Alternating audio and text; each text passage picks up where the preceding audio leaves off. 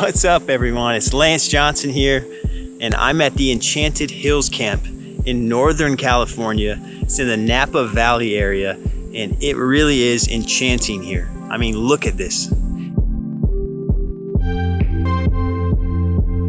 And today's podcast episode is going to be centered around this camp.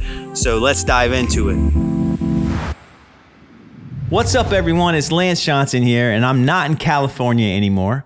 I'm back in my apartment in Brooklyn, New York, and I wanted to kind of hop on here to give this episode a little bit of backstory before we dive into the heart of it.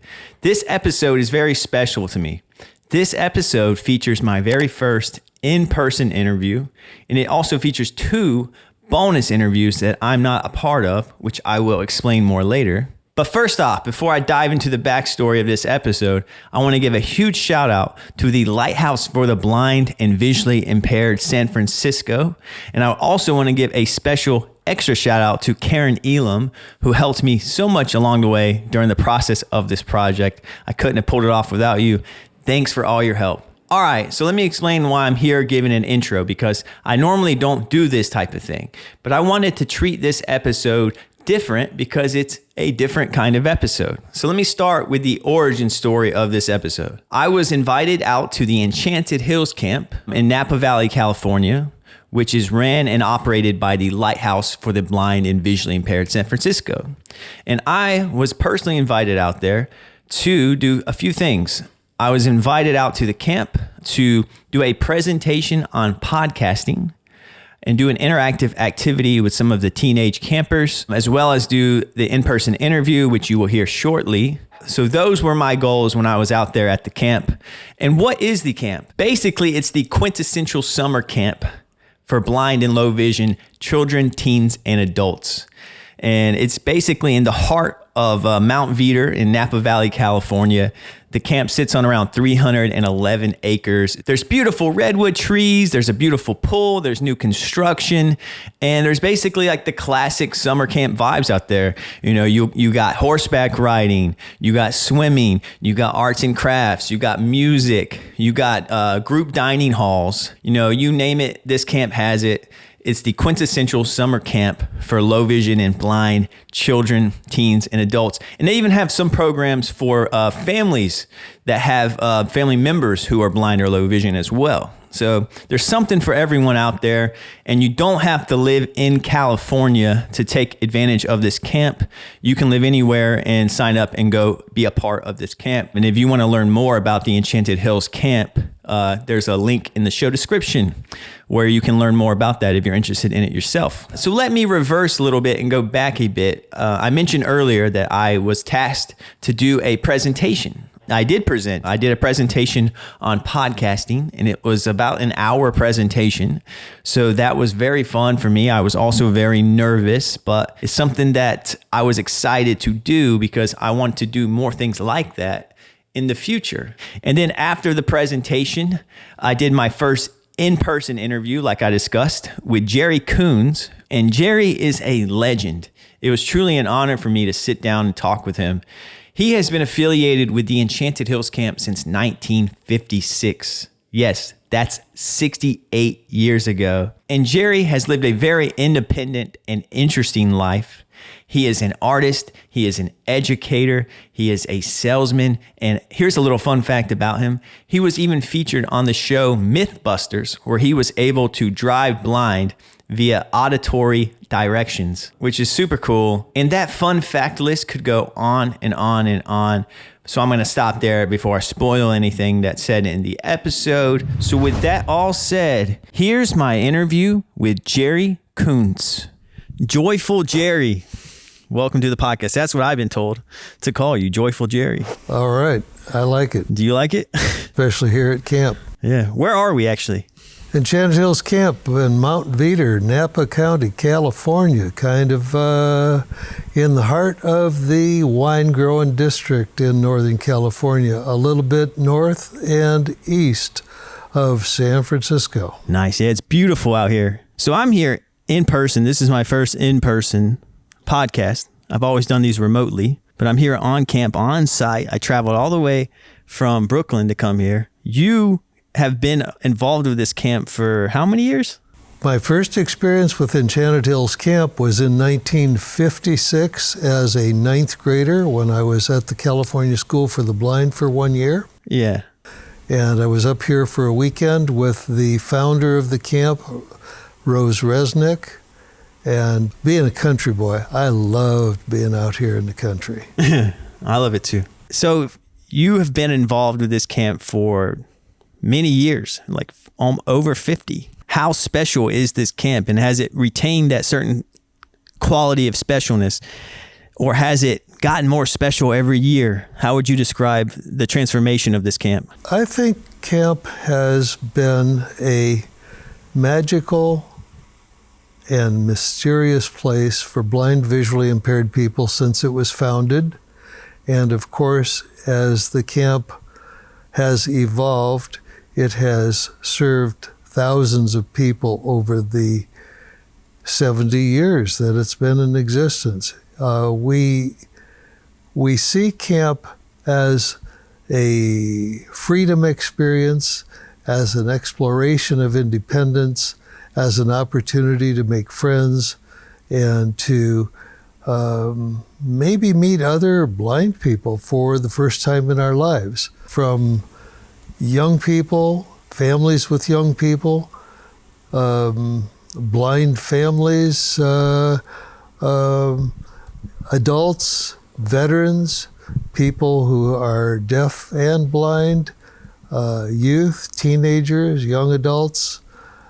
And we actually sometimes are even able to bring up professionals serving the blind folks for get-togethers so we can learn about each other's services and the way we work with people. So the program Changing Vision, Changing Lives, as people start finding that they're visually impaired and are willing to step in and start grappling with how to be independent and live productively, coming to Changing Vision, Changing Lives at the LightHouse, and sometimes it happens here, is again a wonderful growth experience where you can hunker down and get acquainted with yourself as well as with other people and how we cope.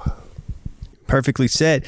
It's a summer camp. It's like the perfect summer camp. If you imagine summer camp in your mind, that's how Enchanted Hills is.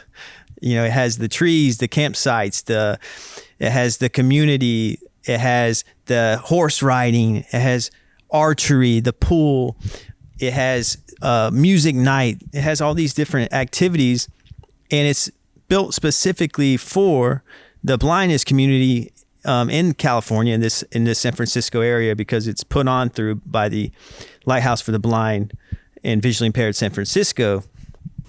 Lance, I want to add to that, we actually serve people from all over the world, and we reach out to people in a variety of states. We've had campers from probably at least 20 different states and a couple of provinces in Canada here in North America, but we've had people from Mexico, South America, Central America, Europe. Currently, we have some kids here from Hawaii and from Maryland. We've got people coming here from all over through the LightHouse programs. Beautiful. So it's not just California. It's anyone can come here if they really want to. That's right. That's good to know. And the camp operates in the past, it's operated from spring into the fall, but we've had programming here in the winter, and when we don't have programming for blind people, it's now a place that can be rented for special events or corporate retreats by the general public. So I was doing a little bit of research, and this camp has been around for almost 75 years, and it's sitting on around 311 acres. So what you're saying is it's outside of the rich history and the massive space of land it preoccupies, that there's more uses to it than just the camp? That is correct. And it also, of course, is formerly Native American territory. First Nation people were here for thousands of years. This has been a very productive historical area.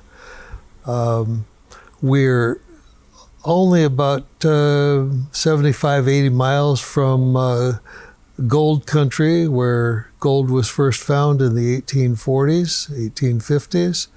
And this camp area has a very rich history and has become farmland for growing grapes and growing livestock. So it is rolling hills. Some of our acreage is leased out to grape growers. We only use about, less than 80 acres for camp programming activities. But we have trails that are findable and travelable independently throughout the 80 acres. And we have streams, we have a lake, and now we have a water supply that'll support us through the hottest drought-filled winters. Or summers, I mean. Yeah, but the most important thing is the 80 acres dedicated to the camp. Would you say that, in terms of creating the magic of the reason why we're both here? Yep, absolutely, yeah.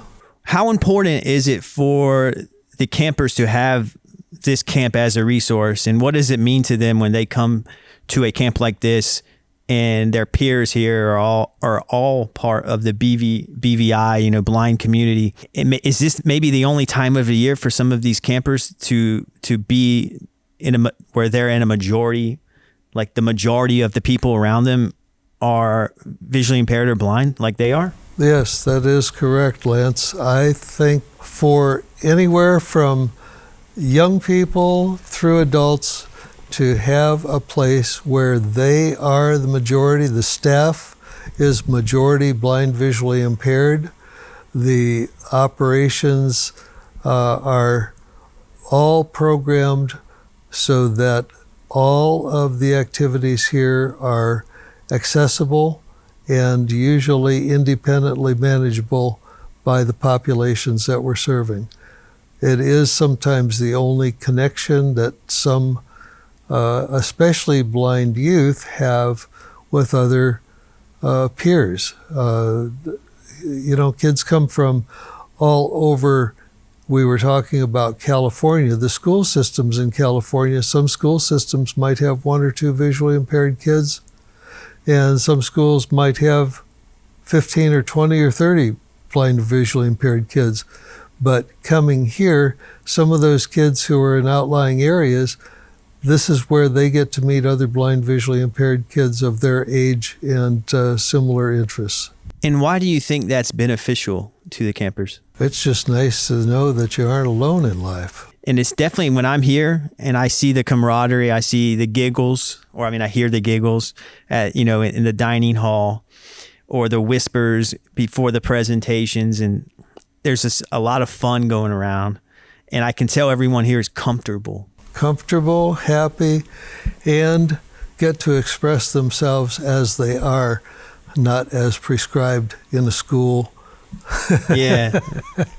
As someone yourself, as someone who was blind yourself, did you have these experiences growing up, or is this something you think is new? Well, I did not have these experiences except for the one time in the 9th grade. I was born in Ohio. I was a country boy. I had lots of first cousins. My mom and my dad were from very large farm families, and I was the only blind, visually impaired, disabled in any way kid of all the cousins. When they moved me from the 1st grade to the 2nd grade row, I couldn't see the chalk on the chalkboard any longer. And from then on, I was sent to the Ohio State School for the Blind through the 5th grade. It was a long way from home, so I didn't get to go home very often as a young person. And that led me to a lot of independence, living, learning, and my first experience with being with other blind people. We moved from there to Southern California, where I went to public school. At the end of the 6th grade, I got hit in the head with a basketball, which detached the retinas in both eyes. And so I lost what very little print reading ability I had at that point, and had just a little bit of travel vision from then until I was in my later 30s. I lost all of my vision in 1978 as a result of glaucoma, and I haven't seen light ever since. And that brought me back to camp, because in the mid-1970s, I had been a vocational rehabilitation counselor for nearly 10 years for the state of California. And in 1978, in 1975, I left California Rehab to start a nonprofit foundation to explore emerging technology and to try to apply that technology to information and task access for blind and visually impaired people in education and employment.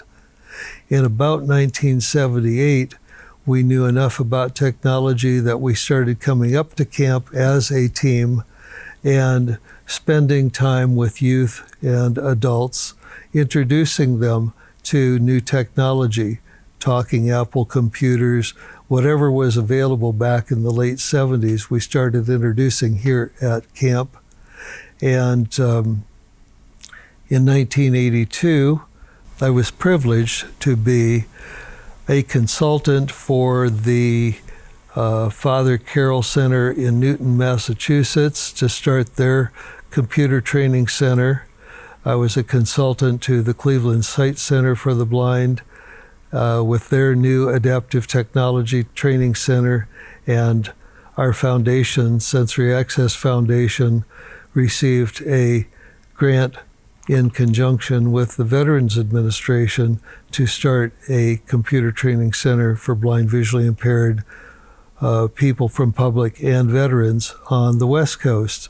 So I was involved in all three startup computer centers, and the next year, in 1984, we brought computer camp to blind kids here at Enchanted Hills Camp, and we've had some kind of computer camp almost every year since then, at least through the 2000s, and then, of course, computers became so ubiquitous that everybody knew everything they needed to know, and I always tease the young people. I say they can have my job any day.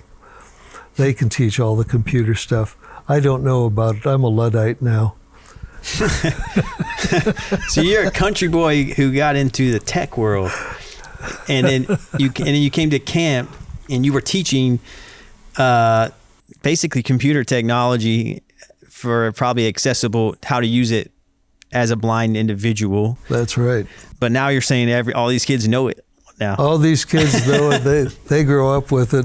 I'm always teasing their teachers when the teacher has something new to introduce them to. I always tell the teachers, you don't have to know everything about how to use it. What you need to know is how to get them introduced to its features and functions, and they will be using it every day.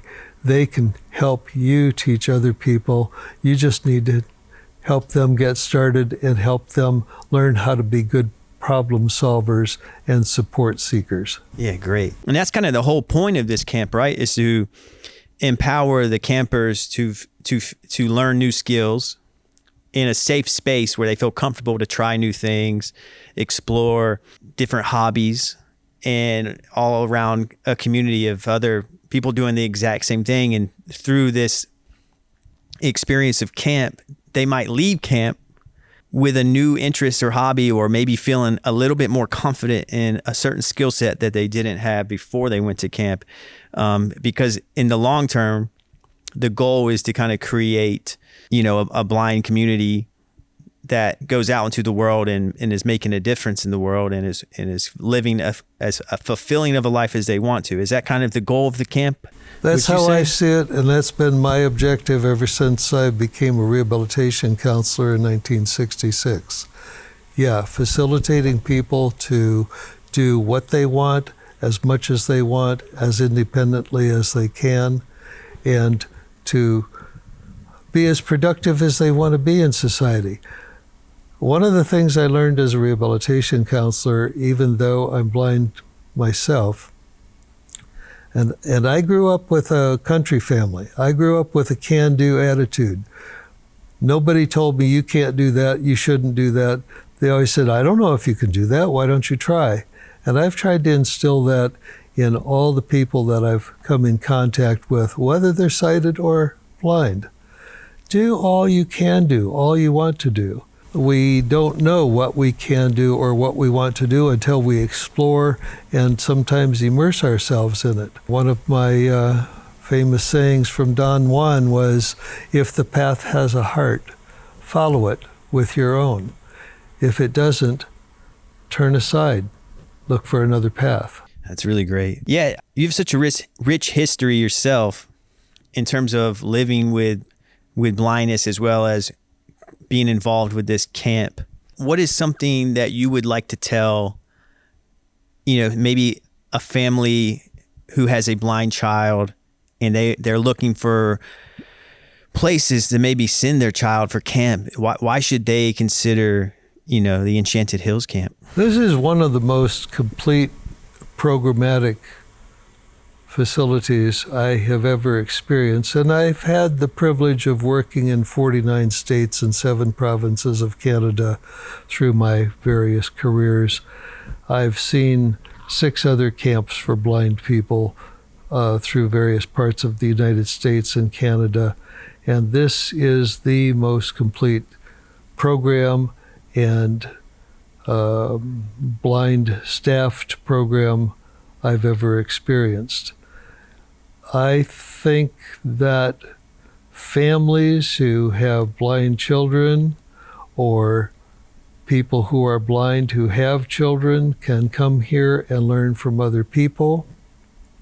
And what we learn from one another is there are so many ways to do things and so many resources available that networking and building up relationships with other people who have like interests or like needs is an extraordinary resource that we have focused right here at Enchanted Hills Camp.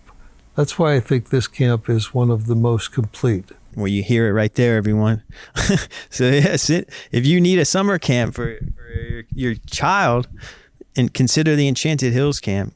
And I'm witnessing it firsthand is the only way I truly was able to wrap my mind around it. I was talking to, the LightHouse for the blind and visually impaired, and that's who sent me out here.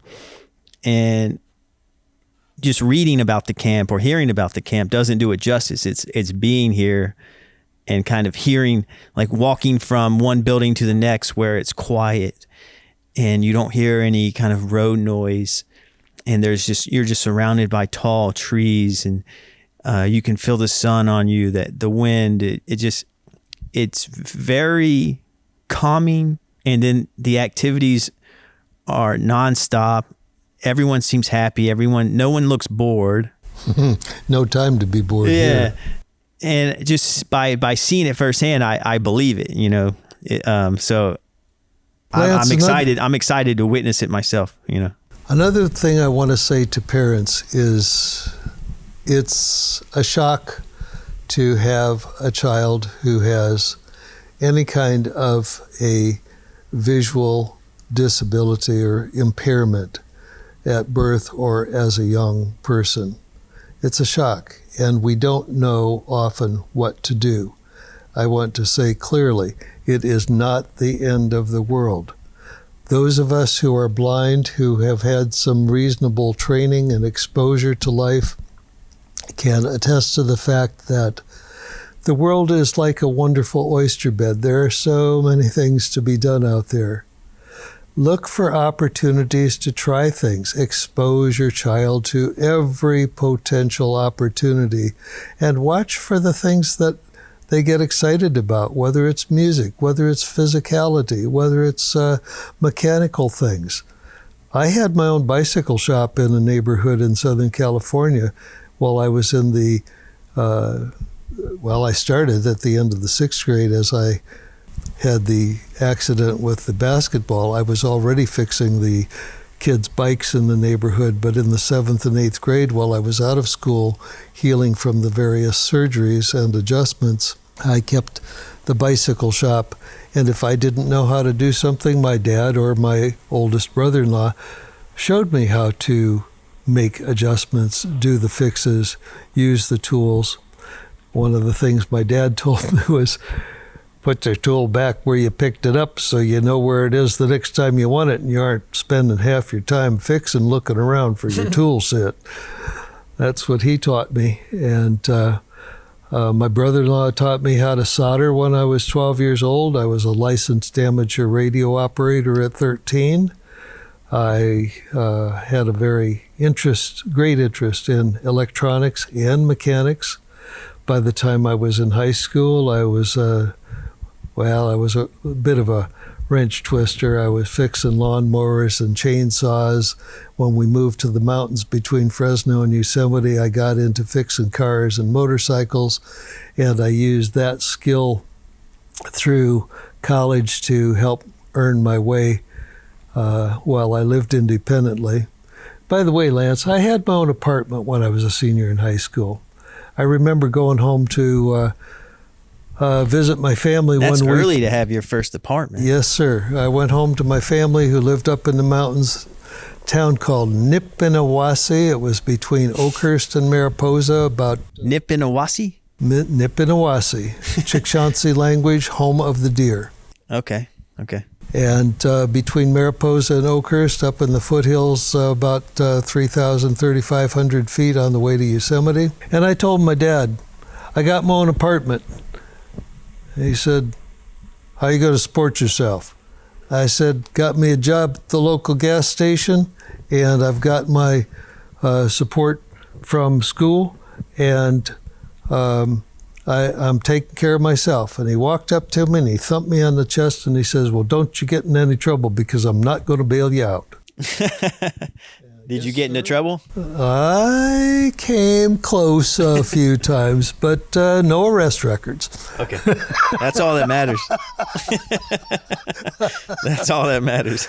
Yeah. By the time I was a senior in high school, I started coming to San Francisco on weekends sometimes instead of going to visit my family. Yeah. Because I had my own apartment and I could do what I wanted to do, and I was supporting myself. And all through high school and college, I was I would say I rubbed shoulders with beatniks and hippies through the years. Never quite fell into either scene deeply, but I rubbed shoulders with lots of people through my life. What do you mean rub shoulders? Oh, I met a lot of people. Okay. I hung out with a lot of people. Okay. I just didn't get deep into the cultures. Yeah, okay. That's good to know.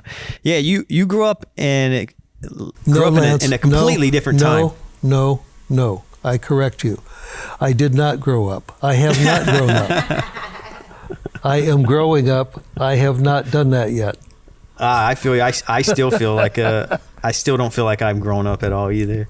I think that's a good attitude, thing. Man. Keep that attitude. I think that's a good thing. Yes, I'm always growing. There's always something to learn. There's always something to explore. Sorry for the interruption, but I had to correct you. I have not grown up. I refuse to.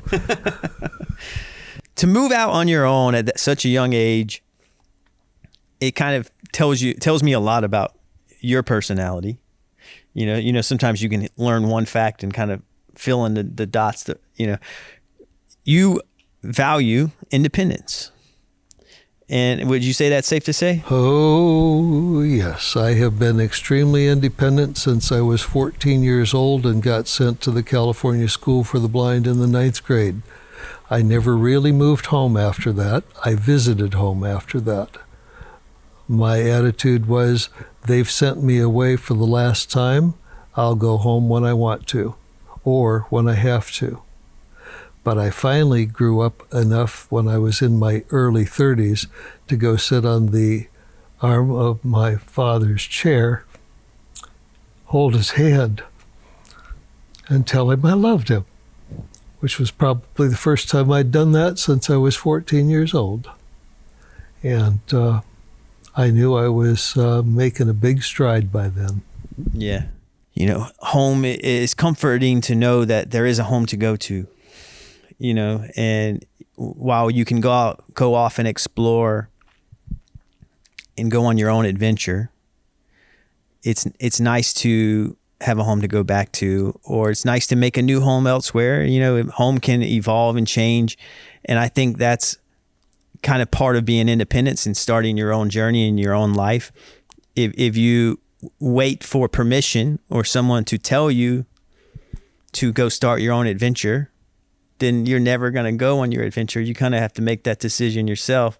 And you have to have some skills. And skills. You have to know how to manage your finances. You have to know how to manage your social life. You have to know when you're wrong and be able to admit it. Yeah. You have to know when you're right in spite of the people around you and go for it. You have to be able to take care of your physical needs, your social needs, your spiritual needs when you strike out on your own. If you don't have all those components together, you're going to struggle with one or more of them, and life will be a lot more difficult than if you put yourself together in a way that you have some skills. I believe in places like Enchanted Hills Camp, in orientation centers for blind visually impaired people, independent living centers for blind visually impaired people, where we can learn the skills of self-care, cooking, shopping, finance management, social management, orientation and mobility. Speaking of O&M, you know, it's really important to identify if you need a cane that you need, and use a cane and identify proudly as a person who can't see and yet has the independence to move about. And some people are afraid to identify as blind people. They're afraid to let other people know they can't see. And what I learned when I was a rehabilitation counselor is I would much rather be seen with a white cane so people know if I make a stupid move and walk out into traffic that's moving, I can't see them, instead of just wandering out into traffic and having people think that there's a really dumb guy out there wandering around in the traffic. What's he doing out there? Great point. Great point. And as my mobility friend who worked for the Stockton Community Center for the Blind said to me one day, "Jerry Kuns, what credibility do you think you have as a rehabilitation counselor telling your clients that they need to learn to travel with a white cane and they see better than you do and you won't use a cane?" I picked my cane up that day and started using it, and I've used it ever since. And in fact, I haven't been too proud to ask for a couple of mobility orientation lessons when I've needed them for certain things. That's good. That's good. Yeah, that's good to know, especially as someone trying to grow into my retinitis pigmentosa, as someone who's had orientation and mobility training and still goes out at nighttime and just walks really slow and stares at the ground. And, you know, I do things myself where I know I should use a cane in certain situations, but I don't. It's so much easier when you're using a cane to walk proud and confidently, knowing that that fingertip that's sticking out there a couple of steps in front of you is going to help you detect stairways and obstacles and keep you from running over people. That was my famous thing, was I was always running into people on the street and they'd turn around, and I got smacked by a couple of ladies a couple of times because maybe I pinched what I ran into. Didn't mean to, but it was just a response that I had. Oh, I got smacked a couple of times. I remember being in a bar when I was about 22 or 23 and getting off a stool and bumping into a lady, and she says, "Well, young man, are you blind or drunk?" Right now, lady, a little bit of both. I love that. Yeah. That joke kind of reminds me of what you're talking about with the skill set. You said you needed skills, and you mentioned learning to use a cane, and when you made that choice to use a cane, and then you're also describing a sense of humor you have about being able to say, "Oh, I'm a little bit both" in that bar situation. How do you encourage that? How do you encourage someone to have a sense of humor while they're going through something that's most people consider difficult and most people consider scary? How do you keep a sense of humor? I learned to not take myself too seriously. I learned that some things happen and there's not a darn thing you can do about it except live with it or through it. You just have to be at peace with yourself. And yeah, we all get embarrassed about some things we do.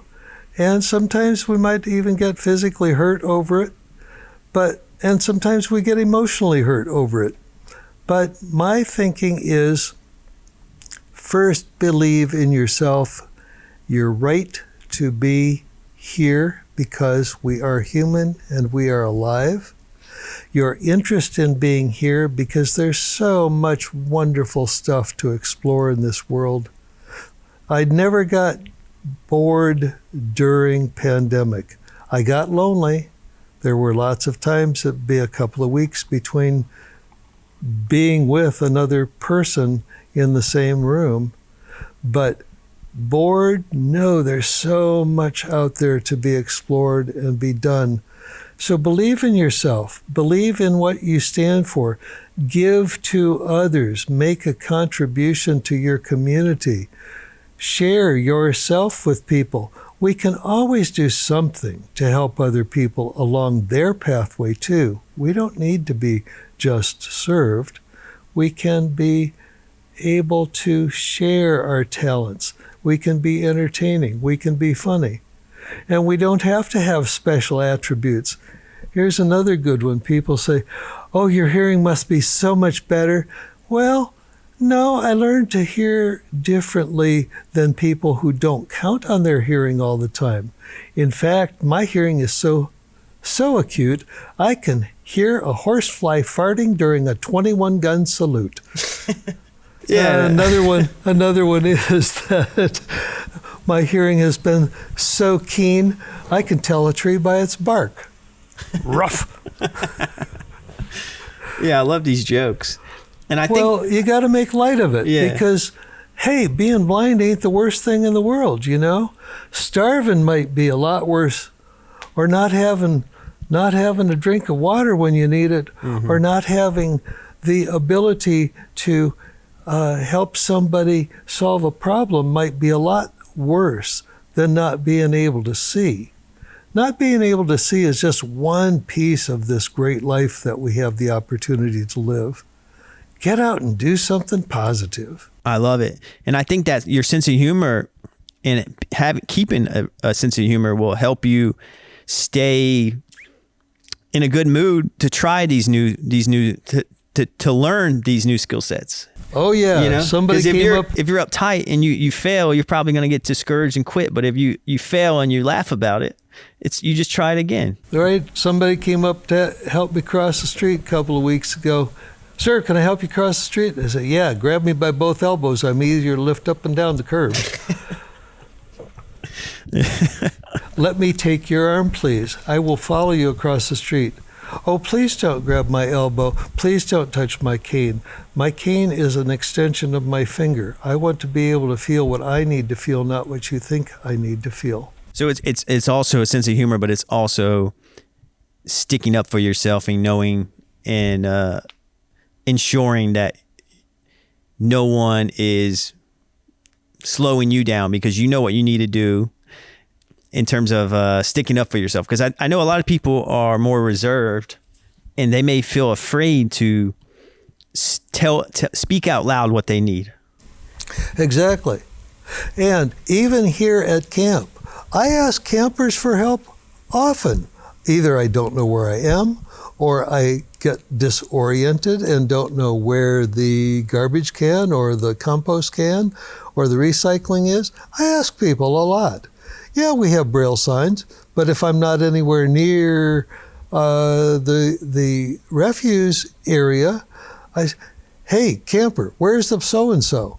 I get help all the time from my blind friends, colleagues, campers here. I'm not afraid to ask for help. I was embarrassed for years and years to walk into a restaurant by myself. And this is the guy who's worked in 49 states and 7 provinces of Canada independently. Go into a restaurant and stand there wondering, is there a hostess station? Is there a place that I'm supposed to ask for help? Am I supposed to be in line? That kind of embarrassment still catches me every once in a while. Mm. And I just have to put even now, even today, and I have to put my feet flat on the ground. I have to take a couple of breaths to calm my mind and calm my attitude and focus my attention on what do I need, how do I need to ask pleasantly for the assistance I need to negotiate this space. Yes, It happens yet today. Not as often as it used to, but it still happens. Yeah. And I can't tell when it's going to happen. So I just have to plant my feet, take a few deep breaths, calm myself, center myself, decide what it is I need, and then ask for it.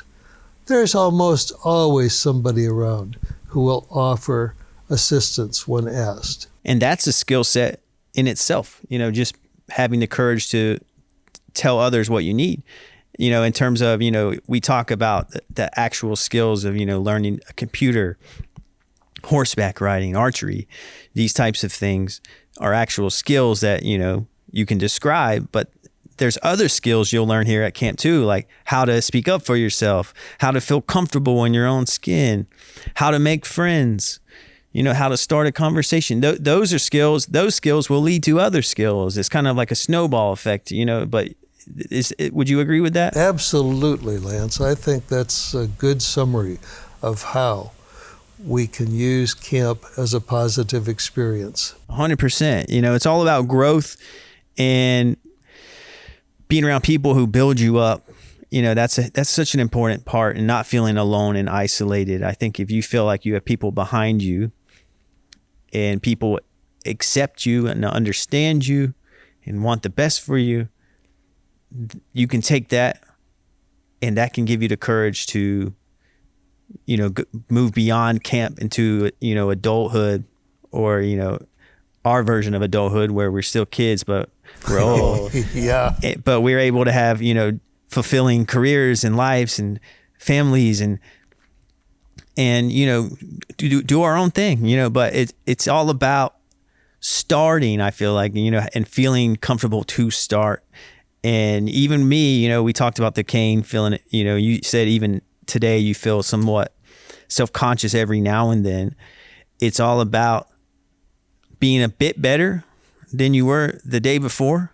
And I guarantee you every day at this camp, I can guarantee every single day at this camp that the campers grow a little bit more comfortable in their own skin. Because even me, I'm here, this is my second day being here, and I've learned so much about myself when it comes to me living with retinitis pigmentosa.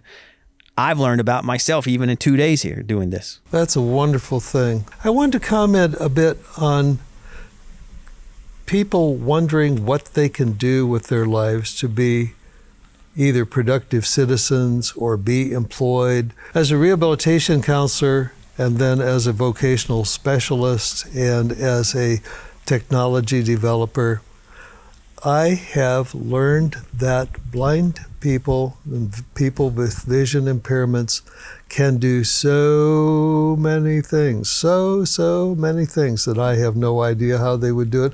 Like, I didn't know a blind person could be an encapsulation chemist, nor I don't even know what that is. Yeah, and nor a theoretical physicist. Now, I did know something about horse grooming and animal handling, but I didn't know people could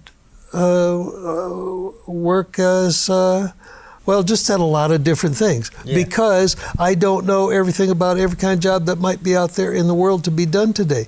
What I do know is that people who have talents and interests can develop them and find their way through how to do things. And my job as a vocational specialist and as a technology developer was to learn how to help people first identify the problems that they were encountering in pursuing their passions, and then seeing if we could find physical or technical solutions to support the kinds of information needs they had. So I've had the chance to learn all kinds of things about all kinds of jobs that blind people are doing that I never even might have known exist. And then I see examples all the time. Like, I've been a cook since I was a teenager, but we've got a blind chef here, a very visually impaired chef here at camp, who is actually going to be starting a culinary training program. And that just excites me so very much, because thinking of a blind guy being the head of a culinary training program, wow, that's pretty good achievement. It's amazing. We've got some and artists. I can say that the food is good. I've had his food in the dining hall. Food is fantastic. It's great. And we'd call it institutional food, but it sure does seem like it's almost home cooked to me every night we sit down for a supper. I agree. Yeah. So again, I learned not to say you can't do that, you shouldn't be trying to do that. I'm saying try that and show me the problem you're having, and let's see if we can find a solution for how to overcome the problem. That was my job as a rehabilitation counselor and job analyst. That was my job as a vocational specialist. That was my job as a product development specialist. Look at the problem that needed to be solved, talk it over with the engineers, talk it over with the mechanics, see if you can build or help define a solution for overcoming things. So we have a marvelous Yes Academy director here at camp, Jamie Gump, who will most likely be the next program director here at Enchanted Hills Camp. And Jamie and his staff of blind, visually impaired folks around here are so knowledgeable about so many things. I'd talk to people like that. I'd talk to the Department of Rehabilitation counselor. I would talk to the teacher of the visually impaired. I would talk to people who are blind, who are doing things to find out how. And I say that to parents as well. Don't hold your kid back because of what you don't think they can do. Help them explore all the world around them so they can help find things that get them excited about living, and help them explore their interests and passions. There are lots of ways to skin a cat. To skin a rabbit. Yeah, lots of ways to skin a rabbit, as you just said. But yeah, that's kind of the beauty of this camp, is that each camper has a different personality. Each counselor has a different personality, a different skill set. The people running the camp all have different skill sets and personalities. So when you come here, you're surrounded by a supportive community who all understands you, but also they all bring something different to the table. And you're able to kind of learn from others, talk with others, learn more about yourself, and take those skills in with you into your life outside of camp. And the thing that I noticed too is that people return. This camp must be doing something right, because people keep coming back to it. How many years have you been at this camp? Well, again, I've not been a camper much, but I've certainly had a lot to do with helping people find their way into various kind of programs for many, many, many years. But you've been around and around the camp for a long time. Yeah. Yeah, I'm a big supporter, both physically and financially. Yeah. And we've done some woodworking programs here. We're currently doing a wood polishing program. There are so many other things, though. It's a marvelous place to explore opportunities. People keep returning, and they come back next year, that year. New people come in, and they return. Even the staff seems happy. Everyone seems happy. It almost seems like I've entered the Twilight Zone episode, and everyone seems happy and in good mood. So it's been very fun to come to the Enchanted Hills Camp, get to speak about podcasting, meet everyone here, and really see it for myself. It's been quite something to kind of experience, and I wish I wish I could spend more time here. Maybe we can get you out here for another program next year. Maybe. We'll see. Spend some time recording music camp, or come spend some time checking out other populations. Will do. We'll see. But I think that wraps it up for this podcast. I know you and your life story, we could go on for 8 hours, and I would actually love to do that. But I think I wanted to really just get on here, do my first live podcast, and, get some info out on this camp, because, it's not like it's a hidden gem or anything. It's been around for 75 years, but I honestly think more people should know about it. So I hope this podcast can help and maybe bring some new faces around and keep this wonderful camp going and inspire new generations in the same way that I see people getting inspired today. And the same reason why you're here today is there's something about this camp. So thanks for your time. Thank you for the privilege of spending this hour with you. All right. Hey, everyone. Lance here again. And I'm here to kind of give an interlude between Jerry's interview and the next part of this podcast episode. And I want to go back to what I talked about at the beginning of the episode when I mentioned that I was tasked to do an in-person interactive activity with the teen campers at the Enchanted Hills Camp. And what I basically came up with was I wanted to give the campers their very own podcasting experience. So what I did was I set up 2 microphones. I set up a podcasting station. I had my portable audio recorder. I had the 2 mics on little stands on the table. And I had 2 groups of teens sit down at the table, and they were able to hear themselves in the headphones, and they were able to basically have their own miniature podcast. So anyways, to recap, this next part of this podcast episode features those interviews that I recorded with those teen campers, and you're basically going to hear them and their very first podcasting experience.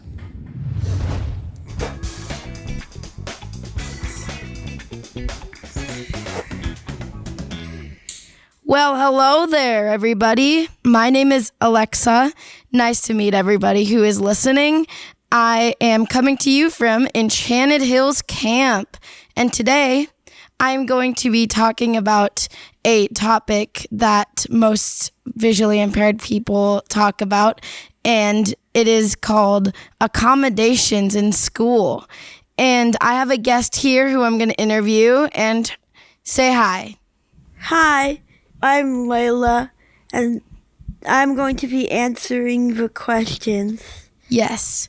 So my first question, how did you feel about getting accommodations in high school? I felt really good about it. I felt like high school was where I got the most accommodations because I felt like my case manager paid more attention to me.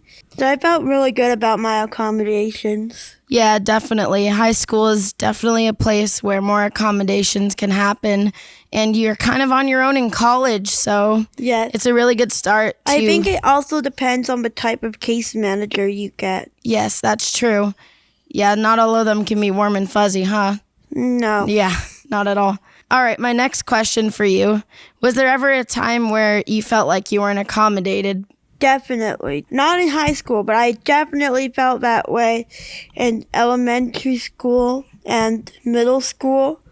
I felt like I really didn't have that many accommodations, and I definitely struggled a lot then. Yeah, I had an 8th grade teacher who yelled at me because she was like, oh, you're just stressing out about everything. I told you everything's going to be under control. You're going to get your accommodations. Guess what? I didn't get my accommodations. So I know exactly how that feels. Oh, yeah, definitely. My 6th grade teacher, instead of actually helping me with work, she would make me have less of a work instead of actually helping me with it and helping me be better at it. Oh my gosh. And I also had my middle school and elementary school case manager. even would tell my high school that I never did homework when I did do it. Really? So, yeah, it really depends. Sometimes you'll get a bad case manager, and sometimes you'll get a really good one like I did in high school. Wow. Yeah. Well, isn't that sad, man? Yeah. Okay, next question. So, with like you're visually impaired, and have you during like your high school life, have you ever had like a time where people have forgotten like you're visually impaired and that you have accommodations and stuff like that? Oh, definitely. My senior year, my English teacher was on maternity leave, so we had a sub. Oh God. And we finished a book, and in her class, whenever we finished a book, we had to write an essay about it. And we do essay outlines before we actually write the paper. So my substitute teacher gave me an outline in print. Oh. And it was right before the winter break. So I didn't do it because I can't read it. So I came back and the teacher asked me if I did the outline. Oh my. Yeah. All right, first of all, they need to get your accommodations a little bit more straighter. Second, you know, us blind people, we cannot read print. You know, back then they didn't have much of Be My Eyes and all this technology where we could read, and we'd have to have a sighted person help us. And yeah, that's not helpful at all. See, accommodations are so important. Like, they help you get through school. I'm starting college in the fall, and I'm hoping to maybe start my own little episodes about my transition to college and my, you know, how my experiences are. So definitely we'll talk a lot about accommodations there. Yeah. Sometimes teachers just don't read the instructions. No, they really don't. And my instructions said pretty clearly that whenever there's an assignment, it has to be sent 3 days ahead of time so that my BI teacher could get it in the right format and email it to me so I could have it on time. Yeah, I love how they I love how they teach us, guys, follow instructions, and they don't follow instructions. Like, right. They're doing what they should not be doing. Yeah, I once had a math teacher my sophomore year ask my aide what my grade should be. What? Like, why? he asked my aide what grade he should give me. Really? Yeah. I mean, that's up to the teacher. Like, come on. Yeah, but Common it's up sense. to the teacher, so I had to be switched out of that class. Yes.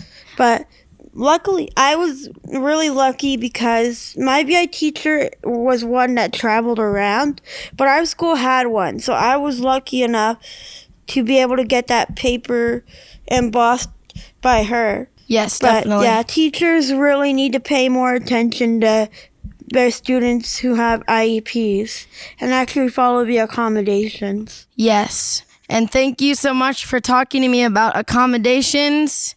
It is a very important topic. And yes, thank you, Layla. And guys, lesson to everyone. Please accommodate your students. Thank you very much. Oh, yes. And if you feel like you need more accommodations, just talk to your case manager. Don't be afraid to tell them. Or go to your students with disabilities offices at your college. Yes.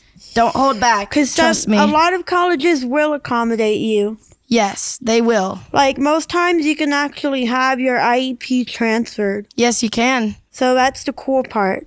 Yep.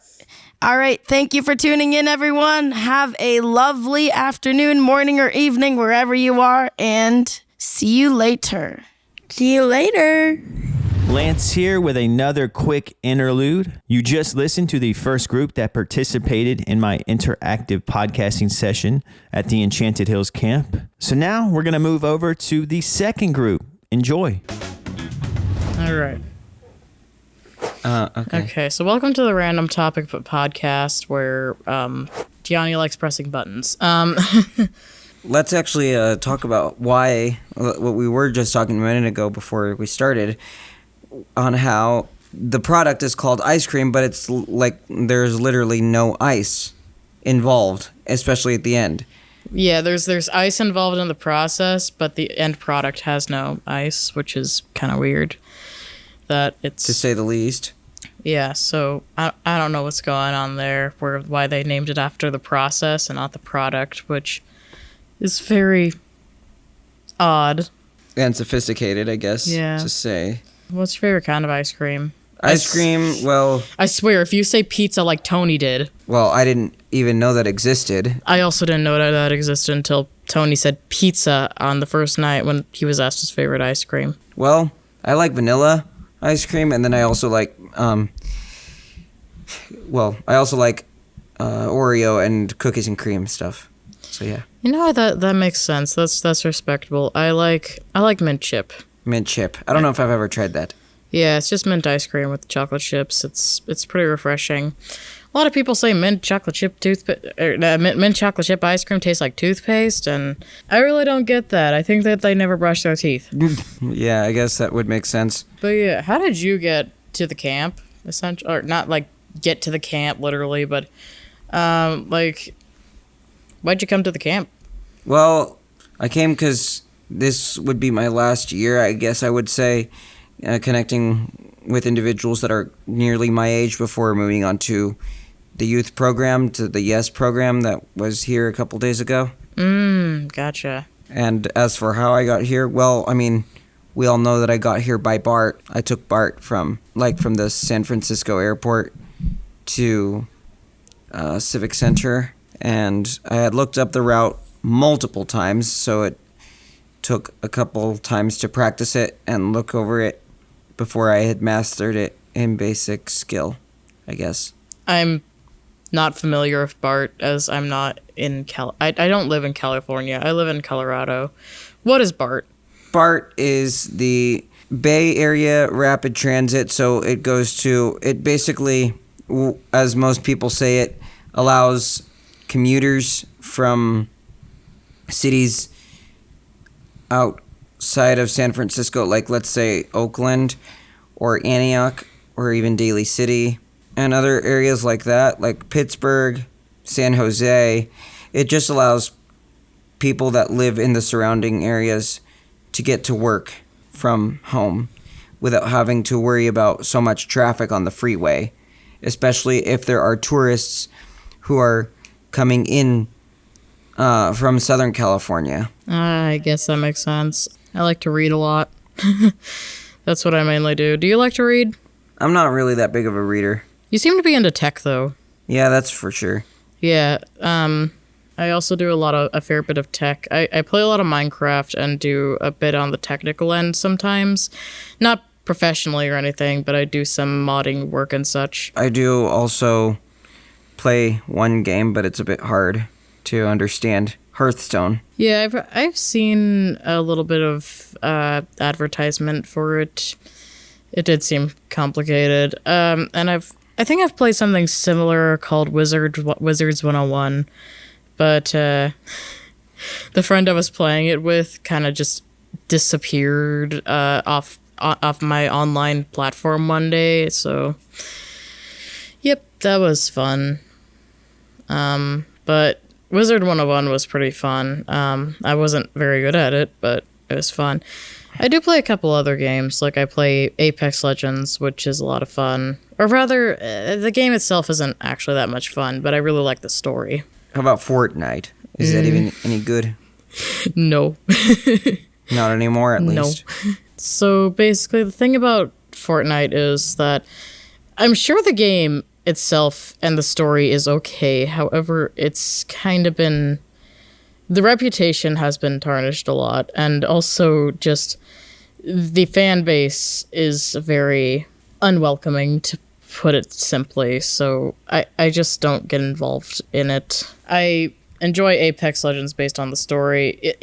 I've heard that it's kind of similar to Apex Legends as far as gameplay-wise, but just it seems very overcomplicated, over-advertised, and just the fan base is made up of kids who are way too young to be on the game. For the most part, anyway. For the most part. There are some adults, there are some people who genuinely are just there to have fun, but the main player base is just not something I want to be involved in.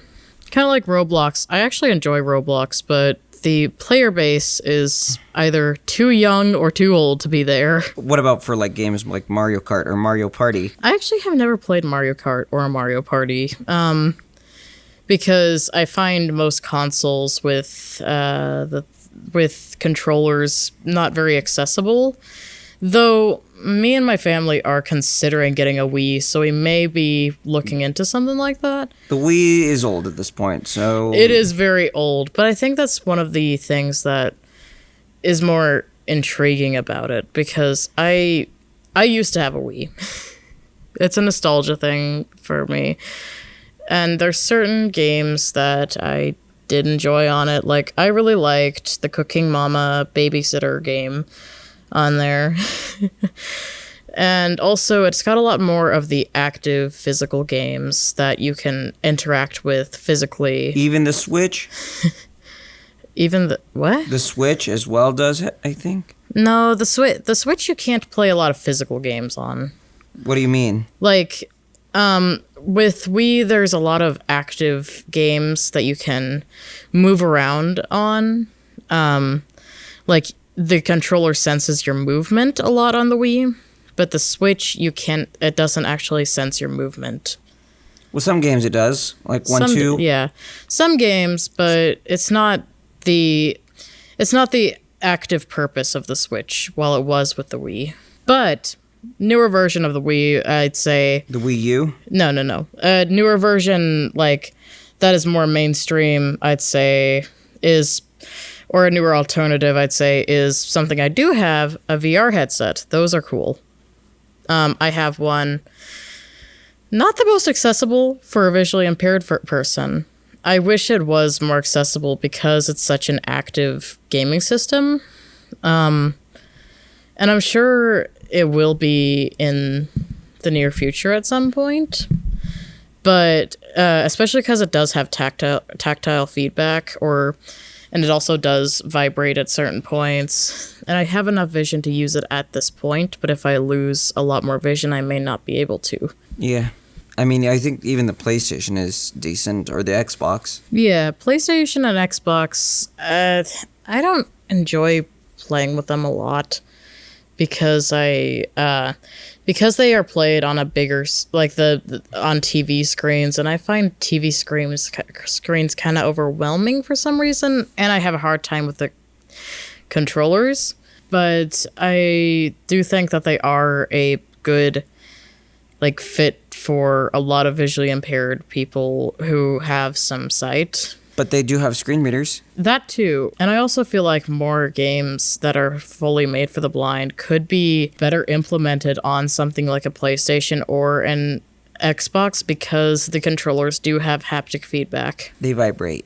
Yeah, that's what I meant. I play on mouse and keyboard a lot of the time, and that's one of the drawbacks of mouse and keyboard. Aside from a lot of the time having a smaller screen, which works for me because the too big of a screen can be overwhelming. How about having a 2-inch screen? That would be terrible. Way too small? Too small. So, like, how big of a screen? 14 inches? Yeah, I think mine's around... I think my laptop screen is around 15 or 16 inches. That's already a big screen as it is, though. Yeah, it's a big screen, but I feel like if I went any bigger, it would be too big. How about a 7-inch handheld? I actually do have a tablet that's around that size, or I think it's a little bigger, but yeah, I have a tablet, and not the best for gaming, but it does work. Yeah. But I mean, actually, it would be nice if they made 7-inch, like, giant phones. I think they do. They're just harder to get a hold of. I think the 14 is about that size. I have an iPhone 14 Plus. I have a 14 Pro Max. So I'm not sure. Yeah, we got the 14 Plus because of the iPhone accessibility features, and also because The Plus is a bigger screen. Why didn't you get the Pro Max? Because we got it through our phone service provider, and it covers certain phones. We can choose from an assortment of phones, and it covers some phones, but not all phones. And that happened to be one that it did cover. How about a 13 mini? That would be terrible because it's mini. It's too tiny. Even an iPhone 4?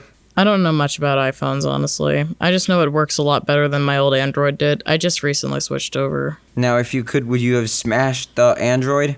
No, because it has a lithium battery in it. And then what would that have done? So if a lithium battery gets broken, it causes a fire, specifically a lithium fire. You can't actually put out lithium fires. They just have to burn out. Don't smash phones. That it's actually really dangerous due to the batteries. Anyway, so unless you have anything further to say, do you? No, I think we're good there. Yeah. This has been the Random Topics podcast, where we have talked about random topics. Please don't like and subscribe. I don't know. You're gonna lose your sanity. All right, so that wraps up the Teen Campers interactive activity where you basically got to hear their very first time podcasting. And it was exciting for me to see them experience kind of the spontaneity that podcasting can present. You know, you never really know what's going to happen once you press record. And that's kind of the fun of it. But anyways, that wraps up this episode. And again, I want to give another shout out to the LightHouse for the Blind and Visually Impaired San Francisco for making this episode possible. I want to give a shout out to the Enchanted Hills Camp. Again, it's open and available for anyone. You don't have to live in California. So if you want to learn more about the Enchanted Hills Camp, click the show description. I have a link there. It could be the right spot for you. It could be the right spot for a family member of yours, a friend of yours, who knows? But there's something for everyone. Check it out. And I hope you enjoy this episode. You know, it featured a lot of firsts for me. It's a very different kind of episode, so I hope it wasn't too different and you were able to enjoy it. But thanks for your time. I really appreciate you listening. Stay transparent, everyone.